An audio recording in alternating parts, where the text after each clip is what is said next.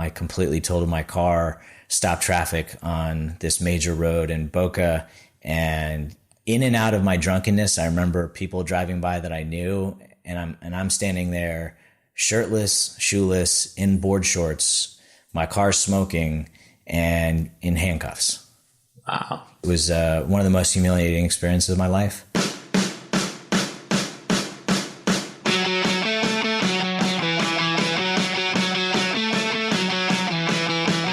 Welcome to Self-Made and Sober. I'm your host, Andrew Lassise, and in this show, I'm going to be interviewing entrepreneurs and other people who are not only crushing it in business, but they have also struggled with addiction in the past and are currently in long-term sobriety. And be sure to subscribe if you like what you're hearing so that you can get notified each time we put out a new episode. With me today is Matt Williams, founder of FroPro and someone who has been in long-term recovery since 2010. Matt, welcome to the show. Thanks for having me. Appreciate it. Looking forward to it. Yeah, it's definitely great to have someone of your caliber in the show. And, you know, when I was first introduced to you, our mutual friend, he said, "Oh, you're doing the podcast with people in recovery. You got to reach out to this guy. He's got this thing called FroPro." And I'm sure I'm not alone in this, where I was thinking, okay, so he's probably African-American that has something good for the afro to keep it looking fresh. And you are not what I had envisioned. I mean, that could be a use for FroPro. I haven't tried it yet, but maybe down the line it could translate into that. But that has come across before when people meet. And so I hope I wasn't disappointing you when we met for coffee that time. You know, I have to admit I was a little disappointed at first, but after hearing your story and, you know, seeing the things that you've put together, it's been really cool. And to see the journey of what you've accomplished from where you started to where you're at now. So why don't you walk people through sort of what it was like growing up and what led to your addiction? What went wrong? A lot. A lot. Yeah. From Westchester, New York, was given pretty much every opportunity. My parents worked really hard. I'm the youngest of three boys. And I was more of the surprise, as both my brothers are 11 and 14 years older than me. So it lended to me being almost like a single child, but not really. And it was great, man. I mean, if you know anything about New York, I mean, New York's a great place to live and grow up, and there's a lot of things to do. We were 30 minutes outside the city, and like we're in New York suburb. I didn't really have any like tragedies growing up. You know, I've been around for a little bit in recovery. I've heard some really incredible stories of people coming out of like the craziest situations. I don't want to say I was all self-made, but I destroyed everything. I grew up in a nice home. Both my parents they were married for, over 40 years until my father passed. My mom's awesome, worked her butt off. And both my brothers are, successful in their careers. And alcohol and drugs were never a thing in my house. And like my brothers weren't party animals, and there was no like remnants of that or me to like look to that as like, oh, well, my brothers did it. They were, straight A students, went to really good colleges, Ivy League schools and all that stuff, and played sports and did music. And like that's kind of how I was raised. So where the problem started was it's, your kids, your buddies come together and they're like, hey, I got a dime bag. And you're like, hey, I got this. And like, you try to outdo each other, but then you realize it's like, oh, like we're all having fun, getting messed up. And I can't say that I was like alcoholic right off the rip, but I really enjoyed how it made me feel. I actually liked the taste of alcohol, which, some people just do it like in the beginning. I liked it, even though it was like a warm Sam Adams bottle from my like buddy's garage. Like I liked it. And there wasn't a ton of alcohol in my house. My dad wasn't a drinker. I want to say like, I remember every now and then when we had like a pizza night, he'd have like, like the cool Stein, like the beer Stein glass, and like he'd pour like a Bud Heavy in there. And like, that was like one of the only times I'd see him drink, or if they had wine for an event. And it was never in my house. It was never around me, but I found ways to get it. I found opportunities to get it and overserve myself. And I mean, I'll be honest, I loved that. And, I loved the way it made me feel. I loved I loved seeing how much I could consume. And it's like, oh, I had 10 beers this night and I had this, I did this many shots. Like, that's how I drank with my buddies. And it wasn't an everyday thing. And it was on the weekends, play sports. And then if you could sleep over at a buddy's house, like, someone would sneak a case over and leave it in the bushes, and you'd sneak out and you drink the beers and think you were cool and smoke cigarettes. I forgot about this. You know what I mean? Like everybody has done that. And that's how my drinking started. And, the whole idea of it being a problem never really entered my mind. It was, this is what everybody does. My buddies are doing it. I'm doing it. It's great.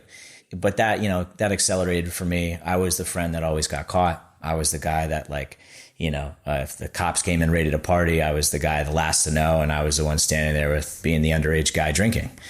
And those little things started happening when people in a small town. It's kind of like, all right, don't do it again. And there were some things that I got away with. And there was a couple times before school senior year where you'd sneak a beer and a cigarette. And I had people call me out and they'd be like, you smell like alcohol. And you could see that they were concerned because they knew where it was going to head. I was like, I had a beer with my buddies. It's senior year. It's a half day, and stupid things like that. And that progressed. Accelerated. I got to college. Freshman year was a really, it was interesting because I was not in a small town. I was at a small school, liberal arts school in Pennsylvania, a couple thousand people. And I found the people that, partied like I did, but I was super self-conscious. I had really, really bad acne growing up. And it kind of accelerated then. So I got to freshman year. I just was like that, I was on that drug, was it Accutane or some shit? And it got to the point where, I would drink and it would accelerate my dry skin and me feeling bad about myself and not being confident to talk or go out in social circles. So I drank at that for a while. And then, due to that wonderful drug that is now, I guess, not administered anymore, I got it sophomore year in a fraternity and my skin cleared up. And then it was off to the races. It was, I was having fun. I was being reckless with pretty much everything I was doing. I'd get it together and I'd work really hard and I'd study and I'd be that guy that would be at the library getting everything done. But the minute I got to kind of create my schedule, unfortunately, I created around drinking. I had classes Monday, Tuesday, Wednesday, and then Thursday through Sunday, it was really not much to do. I stopped playing sports, but I worked out and I ran because that made me feel better. If I sweat it out, I'd be like, I can totally party again tonight. And as the acceleration goes, towards the end of college, I found some other forms of alcohol, and I really started to enjoy, I don't want to keep it to, dry goods of alcohol that, I don't know what I can say here. Any drugs. I love cocaine. Yeah, cocaine was a part of it, and I was introduced to that senior year.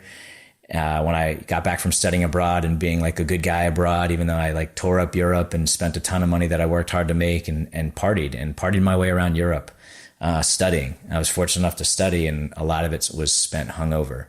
I don't recommend that. You don't recommend it? I don't. I think it's, actually, you know what? Do it if you really want to. I mean, but if someone looks at where you're at now, they could be like, well, if Matt did it and I want to be where Matt is, I need to rip and run through Europe. I don't, but whatever your journey is going to be, it's going to be. True. And then, I would say the fifth year, I graduated in 4 years. I didn't know what I wanted to do. I had a degree in communications and Spanish. I wanted to teach, but I got a job in finance right out of the gate because they were hiring, and I moved to the Maryland, DC area. And fun fact about Bethesda, Maryland, there's more restaurants per square foot than other things. So there were bars, restaurants, and places where I spent most of my time, or got carried out of, or left in a drunken haze, or drove, and that was the thing. I always thought I was fine, and if I was the way I drank is I drank a lot, and I drank fast, and I drank I don't want to say fast and furious and be like that, but I drank like that. I drank in a fast way, and I had fun, and I would pound shots and drink beers, and if I was in a controlled setting. And this is where everything went wrong. If I was in a controlled setting, if we were sitting in this room and we were drinking, and I would be able to keep drinking. The minute I leave this room and the setting and you and whatever we're doing, and I went to something that's completely different, or if I step out of the room or go to find the bathroom or like have to go outside or whatever, that's when usually it was like a Mack truck would hit me and like all the alcohol would hit me at once, and then I'd black out. And I was a blackout drinker. And then the other substance kind of brought me back for a little bit so I could drink more. And, I never was, pills weren't really big in my story. I always sampled everything, but I liked the drinking. I liked the cocaine. And then, I'd smoke pot, to chill out, from like looking out the window, thinking somebody was coming to get me, or I was going to get in trouble, or, I was going to get arrested, or I was being too loud, or the cops are, those, really, really, scary thoughts. So did you have any consequences that sort of led you to your bottom? I mean, everybody's got something. Yeah. So what's kind of the catalyst? Because no one ends up in recovery on accident. Right. You're not just walking around. It was an accident that got me there, but I know what you mean by that. Yeah. Well, why don't you talk about the accident that got you there? Like I said before, I was the friend that got caught. I was a consequence king. I had a couple DUIs, a couple different situations. When I moved down to Florida and kind of removed myself from that triangle of like Westchester, Manhattan, and Stamford, Connecticut, I would bounce around to these different areas because I thought no one knew how I partied, and like things would get a little, dicey somewhere, and like people would be upset at me. So I'd go somewhere else and like kind of disappear. So I did that for a while. And when I moved down to Florida, it was like a clean slate. So I thought, and, the problem was I brought myself there, and I got this amazing job. I have the Jeep, I have a place, I live right off Atlantic Ave, and like I made it, I'm right by the beach. Like what couldn't be better than being a teacher, being a coach, living by the beach, and not having to deal with anything, getting a clean slate. It took me I would say within 24 hours of arriving in South Florida, I was drunk on the Ave, and learned that that's not how it works. And this isn't Stamford. This isn't Manhattan. This isn't Westchester. If you go the wrong way and you're in the wrong area, it's not a good thing. Yeah. And I learned that very quickly. And from there, I kind of backed off all the hard stuff, and like I really wasn't drinking that much, and I really tried to be like on the up and up and focus on teaching, focus on coaching. I was very lonely. I didn't want, I still had people up north that I cared about, and I just wanted to have what I had up there down here, and it was like one of those things you had to build, and I wasn't building properly. And the people I was hanging out with, they were great. They weren't like me, but it brought out my alcoholism even more, and I drank more and partied more when I did. And it wasn't every day, and it wasn't every weekend, but when I drank, there's no off switch. So when you started, you couldn't stop. Oh yeah, no off switch. Even if you wanted to. No. Someone says, ask me now, oh, you couldn't have one beer? Maybe I could. One and walk away. But then my mind would rationalize, well, if I had one, I can have two. If I have two, I should probably get an 8-ball of cocaine. If I get an 8-ball of cocaine, I should probably drive and like go to that place in Miami that I've always wanted to visit, completely intoxicated and high, and just do a lot of other stupid things and ruin my marriage and ruin my friendships and ruin my business. So when people ask me that, I can play the tape forward and say, I don't want to do those things. I don't need to have a drink. I don't need to have a drug. My life is really fucking awesome. And I really like it. I like it today. So what was the catalyst that sent you to treatment? I would say my last DUI, the accident, it was the first time I really involved somebody else. I rear-ended a car. I thought I was going to the right place, and I wasn't. And instead of turning left, I swerved back into the lane without really knowing what was going on. And my alcohol level was really high. I rear-ended somebody. Thankfully, everybody was okay. No one was really hurt. I completely totaled my car, stopped traffic on this major road in Boca. And in and out of my drunkenness, I remember people driving by that I knew, and I'm standing there, shirtless, shoeless, in board shorts, my car smoking, and in handcuffs.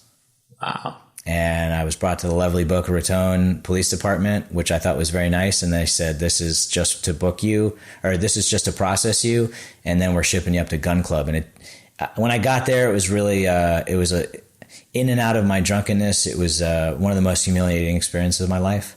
And when I finally got jumpsuited and thrown into general population, and I've never done like time, and this isn't about doing time. It was the situation within like a 24 to 36 hour window that finally, that was it. I kind of passed out in the general population. When I came to, I kind of just I was crying, not a good look in jail. But I was just crying. I cried. I was like, I'm sick and tired. I need help. Like, I can't do this anymore. Like, this is ridiculous. Like, I'm a teacher. I'm a coach. Like, I thought of all these things that I thought were important in my life.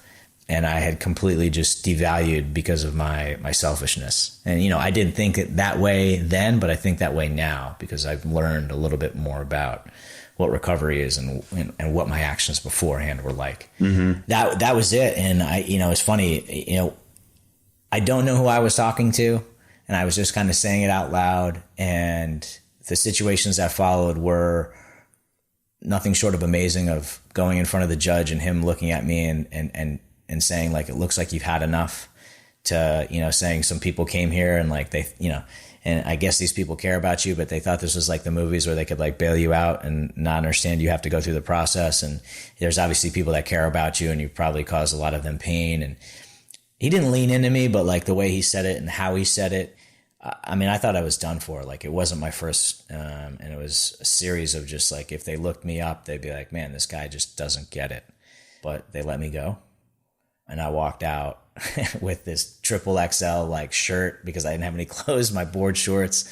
And a guy that I was in there with was getting out. He's like, hey, do you need to call somebody? And I called my girlfriend, and she came to pick me up. And then I called my buddy who I knew was sober for a long time that lived down here and who essentially saved my life. And I said, hey, man, I'm just getting out of gun club. I need help. And he was like, I've been waiting for this phone call for a while.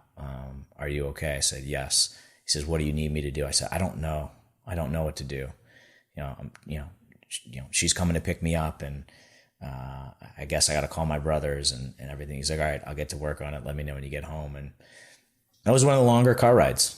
I have this girl that I'm dating that, we've been dating for like a month or so, and we drank a little bit, but she really didn't know me mm-hmm. and see that like disease.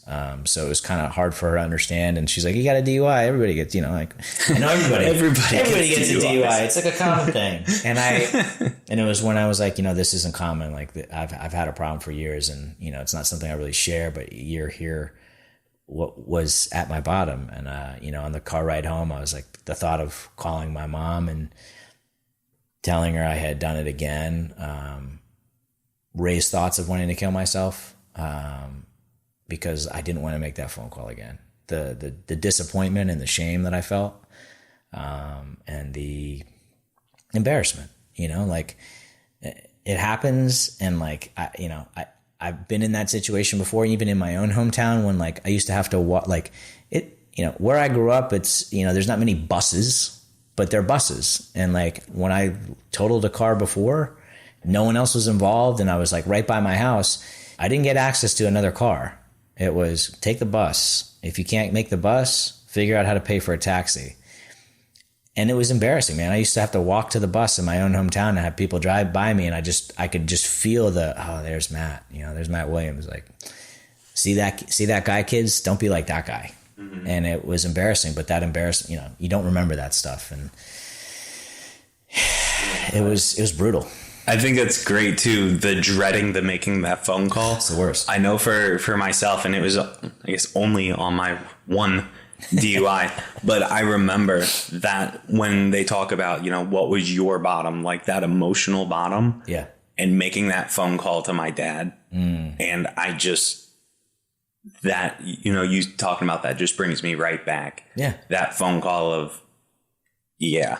Yeah. And it's terrible. And you say emotional. I mean, it was emotional. And I learned this later on. It was finally the emotional, the spiritual, the physical. Like, I was, I messed my car up. I did, like, I kind of got crumpled mm-hmm. in, like, hitting this, all these things. And emotionally I felt terrible. Like, I just had nothing left in the tank. And it was like, it made sense. Like, I shouldn't be here anymore.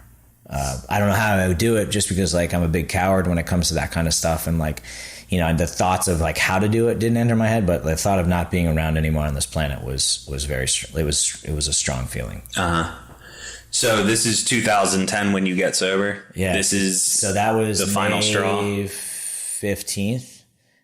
It was, I was a teacher, and I remember walking, there was a couple families that were really good to me. everybody was really good to me. If I didn't connect with someone, it was probably my fault. Like I can see that, but there's a couple of families that I connected with the kids, like coaching and everything. And what was crazy is when I got to the classroom, I had a co-teacher. She had no idea because she wasn't around all weekend, but everybody on campus knew. I walked right into the headmaster's office and I told him what happened. He goes, I already know. You have a month left here. You already decided you're going to go back to up north and you didn't re-sign a contract and we already filled your position. What are your plans? I said, well, I'm probably going to stay down here and figure it out. Is there any way? He's like, you're out. And rightly so. It was hard. It was a hard pill to swallow. And, one of the mothers of the kids that I got to teach, she came in and she said, are you okay? And I was like, I'm really not. I don't know what's going on. Like, I just feel like such a phony. I feel like a fake. Like, I love this. I love teaching. I love coaching. I love all this stuff. I said, I threw it all away. And she's like, you made a decision before all this happened. So you didn't throw it all away. You made an active decision. And now you have to make another one. Are you going to go back up north to what your old life was? Or are you going to get some help? And I was kind of like, how do you know all about this? And she's like, I'm 20 plus years sober. And I was like, what? And she's like, yeah. And I was like, wow. And then another one of the mothers was like, you need to call my husband. And I didn't want to call this guy because he was a scary guy. Like, he's a big, like, New York dude and just jacked and just very strong personality. And when he walked down the halls, he's just one of those guys. Mm-hmm. And, I reached out to him and I was like, hey, he's like, Mr. Williams. He's like, I've heard. And he picked me up and took me to a 12-step meeting. And that's funny. I never, going to that was an eye-opening thing for me because it was the first time, because he kind of nudged me and he said, why don't you tell everybody who you are? And I did. And I kind of was very hesitant, and he was like, why don't you try again? And I spoke up and just kind of everything started to pour out of how I felt, where I was, like the thought of killing myself, that like all these things came out. And, after I said that, I felt a little better, but then like I saw these people smiling in the, like there, and I was like, why are these people smiling? And they're like, oh yeah, I remember when I was like you. And like, keep your focus on like, and remember the pain. And I'm like, why do I want to remember? And I've heard so many things the first like 24 to 48 hours. And it was really helpful because I started to talk to people that were in recovery, were doing the things that they were doing that worked for them. Awesome. So you joined 12-step group, mm-hmm. You start to get sober. How's this transition into the start of your company? I lost everything. I'd always trained and coached and taught, and it was what I knew. And I kind of, when I was in treatment, I met a couple guys that were, in the food business that like did prepared meals before prepared meals like blew up, like where people order and it comes right to your house. And I started cooking for those guys, and I did that for 2 months, and that ended because there were two guys in recovery that weren't doing the deal, and that business folded up real quick. And I kind of bounced around from different things, and I got to work at a company that my wife kind of introduced me to. I knew their family, and they had kids, and it's funny I say my wife, but she was my girlfriend at the time. And, she introduced me to a bunch of people down here in terms of like being able to train their kids and tutor and use my skills part-time, all the while I was focusing on recovery and doing the things I was supposed to be doing. So after getting out of treatment and spending, the entire summer of 2010 there, fortunately, I just started messing around in the kitchen with my own stuff and like doing kind of going online and using the World Wide Web to understand what was good, what was bad. And I didn't have any money. I didn't have a car. I didn't have a license. I didn't have a lot of things. And I just started making this product in my house. And cause I wanted to eat protein snacks and I wanted to eat healthy food. And like, I was living a healthy lifestyle finally and not polluting myself with, alcohol and drugs, and came upon just like messing around with the ingredients and like having people try it. And it was awesome. And I took it from there to my buddies opening a gym, having access to that gym and coaching. Brought the bar in and had people sample it without my name, obviously, because I was really afraid of what people were going to say. But people gave me great feedback about, oh yeah, this company. We just called it this company that, starting up, and really was awesome to have people just kind of give great feedback. And I was like, wow, people like this. And then one woman was like, hey, I'd like to try this. However, I'm plant-based. And I was like, I don't really understand what that means. And she's like, well, I don't eat dairy. And I was like, okay. I was like, so what do I need to do? She's like, you need to research, what healthy, nutritious, plant-based proteins out there, if you can make your own. And I'm like, I don't have the ability to do that. She said, well, try it and figure it out. So I started messing around a couple different episodes, a couple different recipes, and figured it out, sampled it again in front of everybody. And they're like, wow, this is good. And this is better than what you had before. And this tastes really natural. And this tastes like I really taste the product. This is great. And I was like, awesome. And I let the lady know, and she's like, cool, bring me a sample. Brought her a sample. And she's like, all right, listen, I need 100 of these. And I was like, I don't know how to do that. And she's like, figure it out.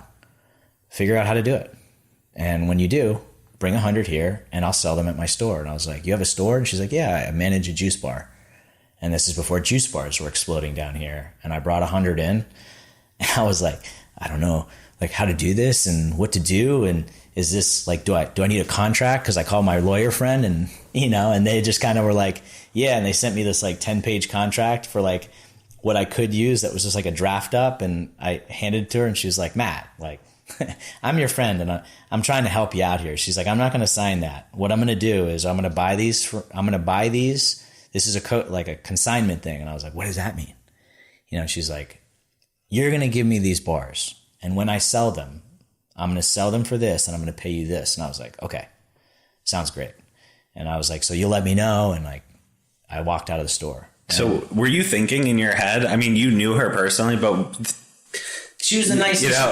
On the surface, I'd be thinking like, this lady literally, like I could see this going terribly wrong. And then when you tell the story, someone's like, right. Yeah, of course it went wrong. You brought in a contract. She said, I'm not going to sign that, and I'm not going to pay you until these things sell. Right. Trust me. Yeah. And it's funny the way you say it like that. I'm like, man, what a dick I am. That's really stupid of me. But I trusted her, and she was a nice woman, and she worked out, and she just had a good heart. And you can kind of feel like when someone's like that, and that can change, but she was awesome. And what was cool is like 3 days later, she called me, and she's like, Matt, I sold out. I need 100 more. And I was like, what? And she's like, yeah. And she's like, also, I think you need to talk to my friend that's opening a juice place in Delray.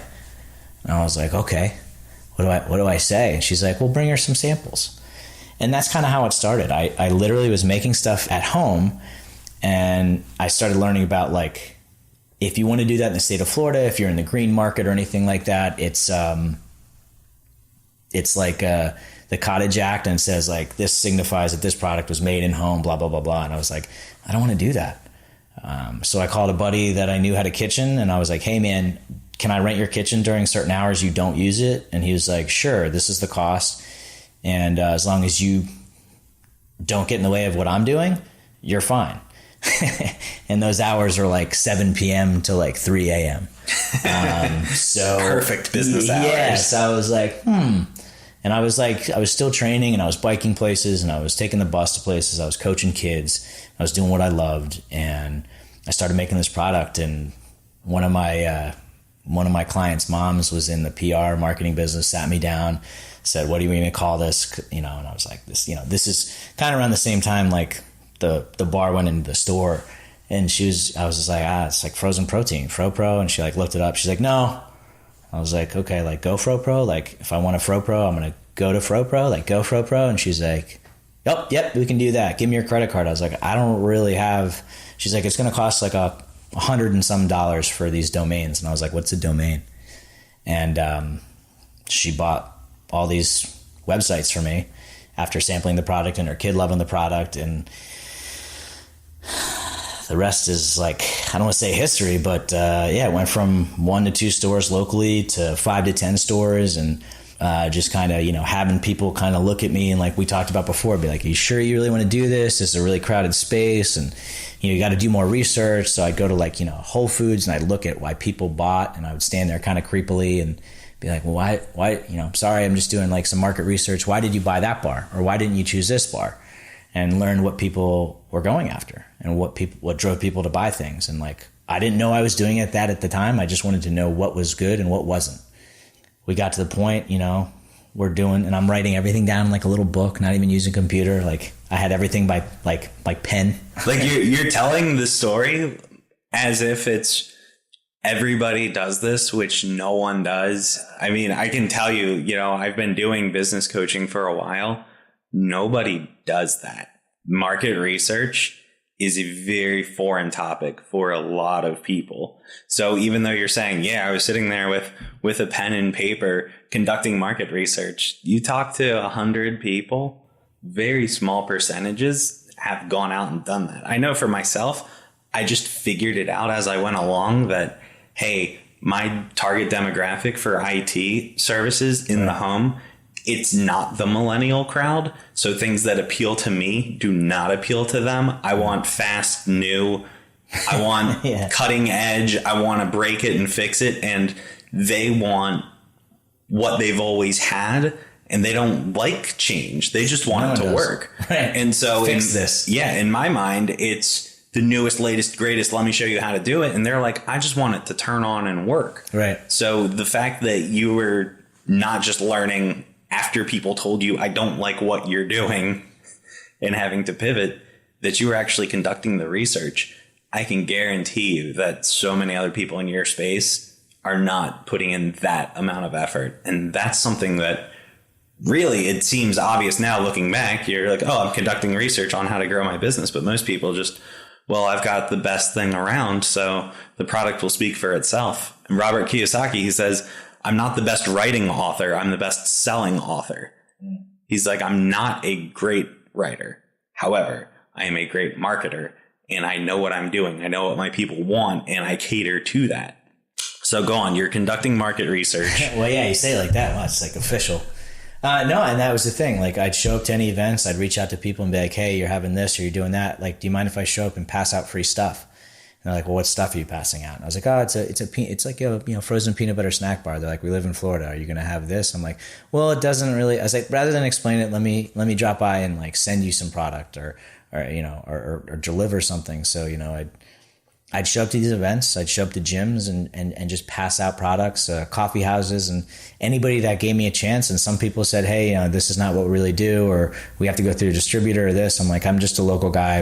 I'm just looking for feedback for the product. If you like it, if you don't, like, what could be better? Should I do another flavor? And like all those things, because I just wanted to share the product, and I just wanted to, you know, again, like I've had people, you know, for the most part, share really good things, and I've had some really negative feedback. I've had some interactions where, like, you know, people get really aggressive or, you know, tell me what it means to be a vegan for 30 minutes or this, that, and the other thing. And I respect that. And, you know, I'm not claiming to be anything. Like, we have a peanut butter snack bar. It's organic peanut butter, plant-based protein, gluten-free oats, honey, and cinnamon. 5 ingredients. What's in our plant-based protein? We list all those as well. It's like, it's everything that can be good in a product that's good. And I'm not claiming, like you said, I'm not claiming to be the best bar out there. I just know I have a really tasty product, and I have a tremendous community behind me because of, I think people are like, this guy's everywhere. Like he's obviously on to something, or he's doing something. And that's the way I felt. Like, people gave me the shot and I didn't want to let them down. So how did you build this community? Because I see the community online in the social media space that you have for FroPro, and then I look at Kraft Mac and Cheese, and their community looks nothing like what your community looks like. So is it the story behind how you got to where you're at? And that's a big part of it, because obviously recovery is a big part of your story. And, you know, the website talks about, this is Matt, this is his story, this is his journey. But you guys with the hashtag second chance and all those things, what really drove the community aspect? Because it's definitely admirable.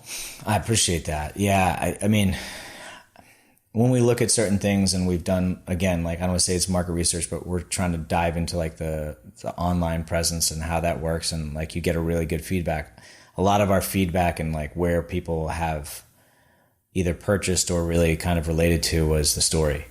And I would say, you know, a couple years into this, another, you know, lady that, she's like, my kids love these. She's like, I do, you know, PR marketing for this company in Delray. And she approached me and she's like, why don't you and your wife come to the office and let's sit down and talk about this? And again, we sat in front of a whiteboard, and I was like, I was a teacher, and, where's our focus? And, I was like, well, I work with kids, and like, kids being healthy and everybody being healthy and eating healthy and snacking and this and that. And she's like, no.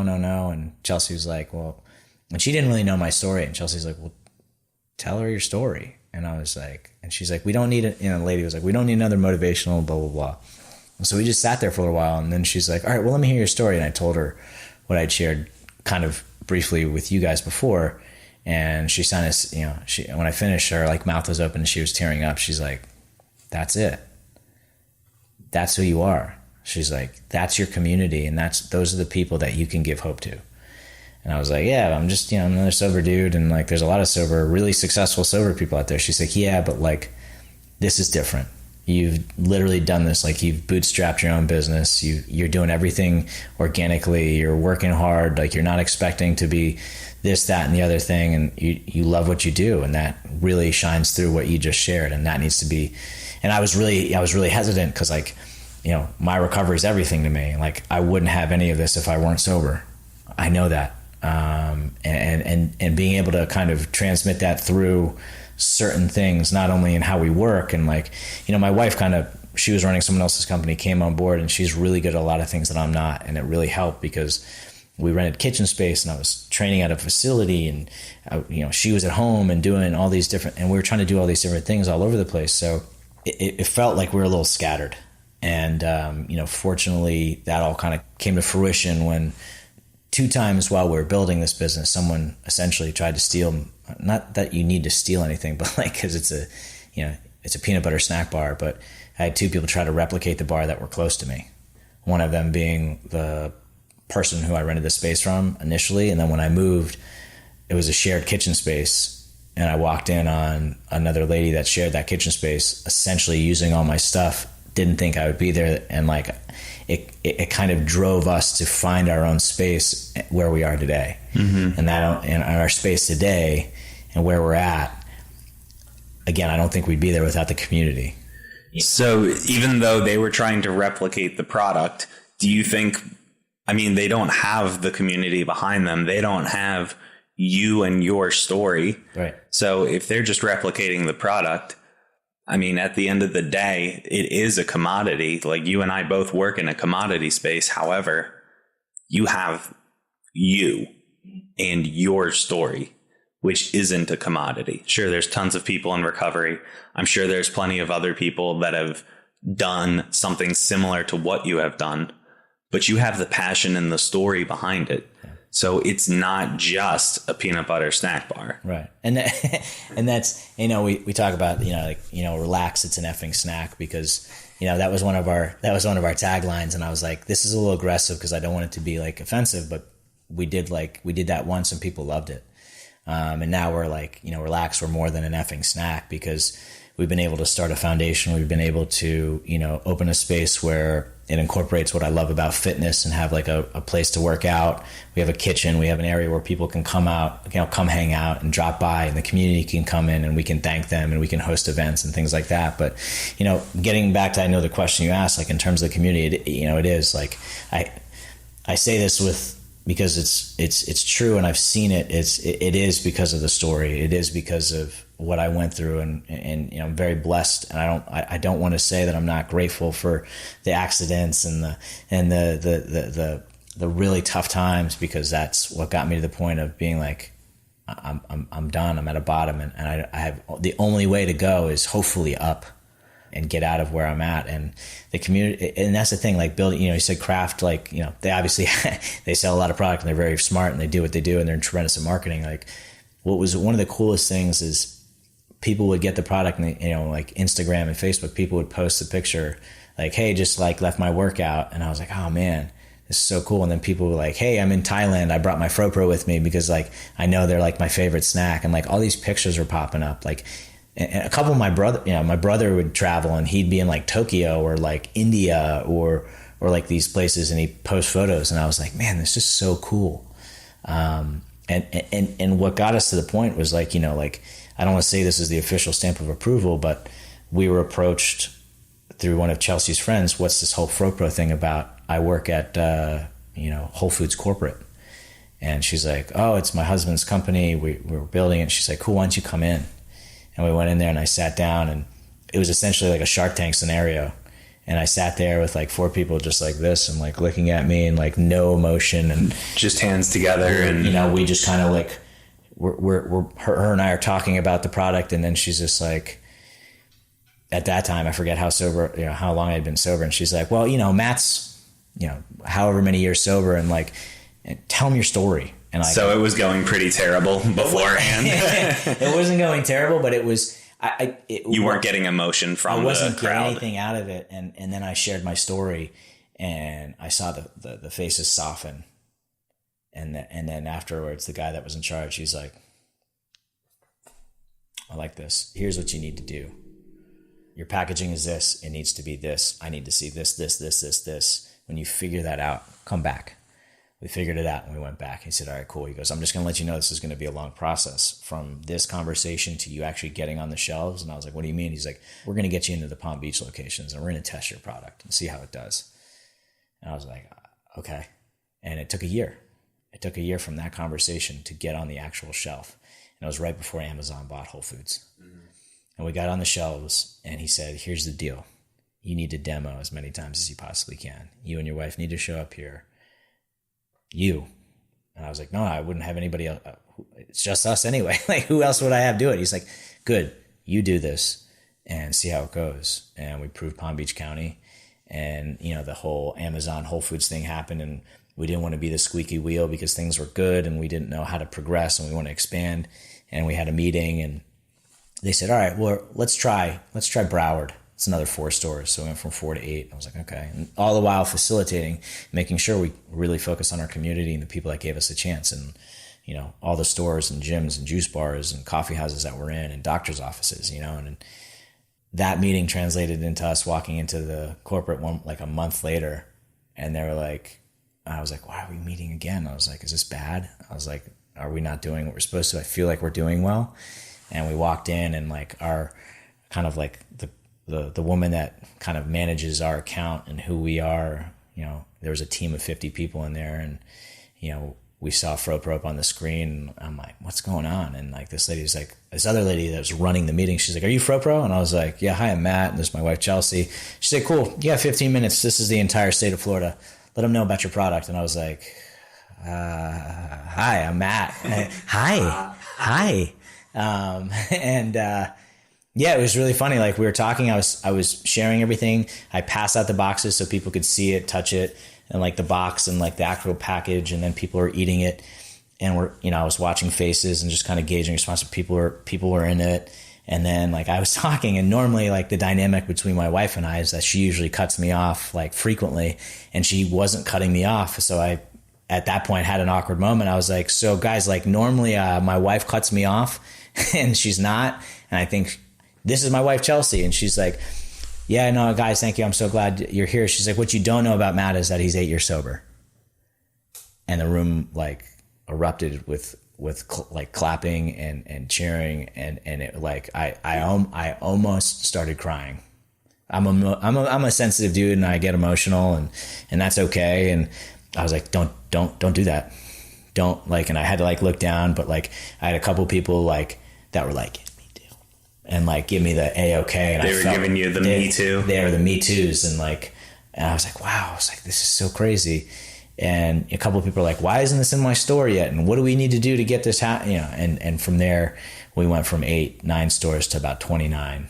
Wow. Within a 15-minute meeting, and a lot more to plan for, but we had just kind of, gotten our space and up and running and had the storage and had we have the same people that have been with us, that are in the kitchen with us, that are doing deliveries. Like some of the kids that Chelsea, my wife's name's Chelsea, and some of the kids that she grew up like, taking care of, or I trained or coached, are now older and they're, interning for us or, doing some work for us. And it's like it's very family oriented. And by family, I mean like close friends as well. Like people that I trust and care about, that blindly, I'm always going to believe what someone says unless it's proven otherwise. And I have no reason. I used to be terrible with like lying to people and talking to people a certain way and manipulating a situation. And it's like, I don't need to do that today. and I assume no one else needs to do that, I'm proven wrong a lot. And that's okay. But I'm always going to go into it and be like, I believe this is going to be for the good. And if it's not, I learn a lesson. And I mean, our growth is, you know, through a lot of effort. You know, like I was told in the beginning, like you're in the effort business. That's it. You're not in charge of the results. If you just work hard every day, you work smart every day, and you put in the effort every day, things get better. Yeah. Whatever it is. In John Maxwell's book, The 21 Irrefutable Laws of Leadership, I believe it's number 3. It's the law of process. And fall in love with the process. Yeah. And it's not about deciding, well, my company needs to get to this level. I need to be achieving this much. But knowing that if I do this every single day, then I will continue receiving the results that I have been getting. And a lot of things, and tell me your view on this, in recovery, they say, call your sponsor, help other people, go to a meeting, things like that. That's the process of recovery. As a result, you'll be sober, and whatever your life looks like is what it looks like, but it's following the process. Mm-hmm. And do you feel the same thing in entrepreneurship, that you follow the process of, I wake up, work on my company, I make sure that I do this and that each day, and I don't know that I'm going to be in 30-ish Whole Foods in a couple years, but I do know if I continue to grind and do what I have been doing, I'll continue to get results greater than I ever thought imaginable? Or did you think you were capable of that even? So this is funny. Like when people used to, like in the very beginning, when people used to be like, you know, this is, you know, you really think this is, and regardless whether people said good or bad, like it was one of the first times that I felt in my, like, and this is going to sound cheesy or corny or whatever, in like my heart of hearts, that what I was doing was going to be for the good and it's going to be big. Whatever that means. That's incredible. I felt that, and I felt that when I had grown up. I felt that how I was raised. I felt like that, and I tarnished that. And this was the first thing that came to after a couple, you know, after time and time again, that I was like, this is going to be it. And I, you know, whatever that means. People say, what's your end goal? I say, I'd love for this to be in every Whole Foods in the country. I'd love for everybody to try this product. But more importantly, I'd like everybody to understand the story behind it and what it took to get to that point. Because in early sobriety, it's really hard. Because everybody that's not like you, that's like normal, like is working hard already, and they like understand the basics. And when you lose everything, like in my experience, when you lose everything and you're kind of starting over, regardless of your, you know, economic situation or who your parents are or who your family is or what you do, it's really hard because we're broken. We broke ourselves. And the process of being confident in what you're doing and having that in your heart of hearts is really tough to find in my experience. And I'm so glad and grateful that, you know, it was put in my life. So what is your process of a day-to-day look like in your life currently? I'm a wake up the sun kind of guy. I'm up usually around 4:15 every day. My son has me doing that as well. Yeah. Welcome to the party. There's a few of us. Actually, there's a lot. And you don't have to wake up early, but I like to wake up early, and I've done the same thing that when I first got sober, that was explained or suggested I do. I hit my knees, thank God I'm alive, whatever you believe in, or thank the universe or whatever. I thank thankful. I'm thankful to be alive, and I'm breathing, and I'm sober, and I'm not waking up somewhere else. And then I usually say a couple let's say like prayers and meditation. I kind of get quiet and just kind of focus my mind, because sometimes I wake up and like I got to do this. And sometimes I wake up and I'm like, man, I'm really tired. And sometimes I just jump out of bed and I'm like, let's do this. But yeah, I wake up, thank God I'm alive. Usually again, by hitting my knees and praying. And then I use a book, like a journal, and I'll kind of write where I'm at and how I'm feeling. And typically it's like a gratitude list, but it's not like outlined like that. It's like, I'm thankful for another day. I'm thankful that, I'm sitting in a home and I have lights, this, that, and the other thing. But then I read something out of a book that's like a it's like a daily reflection every day. I mean, it's kind of centered around, more positive reinforcements and things like that. And I kind of I read that, and then I write a little bit about it, and then drink some more water. And all my stuff, I'm weird. Like, I pack the night before, so it's ready right by the door. So when I walk out, I'm not running around, and I'm not unfocused, or like I don't have something I know that I need. And then I walk out the door and I get to work. I'm working with clients and taking care of orders and taking care of things that went well, that didn't go well. And then making sure that again, I'm very fortunate that in this community, we're in a lot of gyms. I get to work out different places and see different people. We get to travel a lot, which is cool in terms of where we'd like to be. Like, we were just in California. Love to be out in California at some point, but no, it's a process. And we got to focus on Florida and all the places that we're in Florida and all the people that gave us a chance, because without them, we'd be nowhere. I am of this philosophy, and it seems you are too, with the nail it, then scale it. So you're focusing on it is Florida. We are going to get Florida down packed. And then there's 49 other states and 200, however many other countries. It can be as big as it needs to be.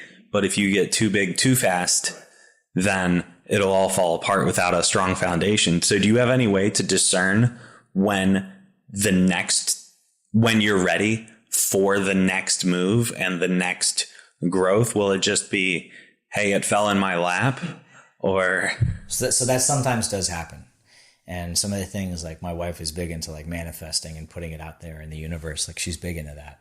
And when we were out in California for a food show and food industry and learning about all this stuff, there's a couple places out there that are, small mom and pop places. There's like 4 or 5 of them. So it's like a small franchise, but it's only located in certain spots. And she's like, oh, it'd be great to be here. And I was like, well, let's just ask. And we talked to somebody, and it was like a really good talk. And there was a follow-up already, which is rare.